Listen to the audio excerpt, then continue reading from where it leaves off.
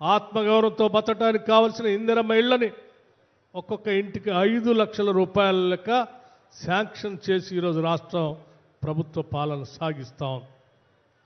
అదేవిధంగా పేద ప్రజల అభివృద్ధి కోసం వాళ్ళ బిడ్డల చదువు కోసం కూడా రాష్ట్ర ప్రభుత్వం ఆలోచన చేసి పెద్ద ఎత్తున ఫీజు రియంబర్స్మెంట్ని నేరుగా విద్యార్థుల అకౌంట్లోకి వేసి వాళ్ళు చదువుకునే స్థాయిని పెంచాలనేటువంటి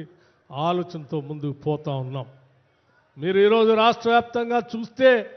1,15,00,000 కుటుంబాలుంటే 1,06,00,000 కుటుంబాలకి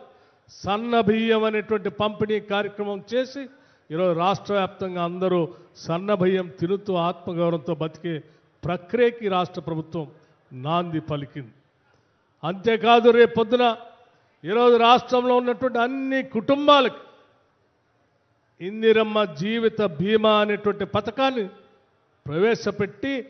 ఈరోజు రాష్ట్ర వ్యాప్తంగా ఏ కుటుంబంలో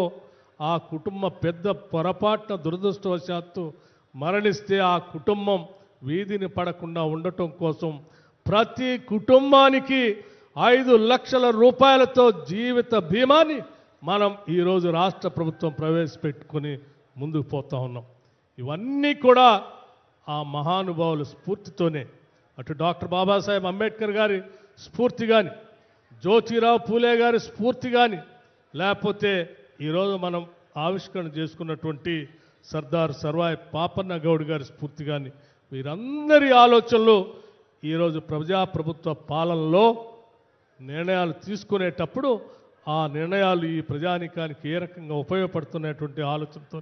నిర్ణయాలు తీసుకొని ముందుకు పోతున్నామని చెప్పి ఈ సందర్భంగా మనవి చేస్తూ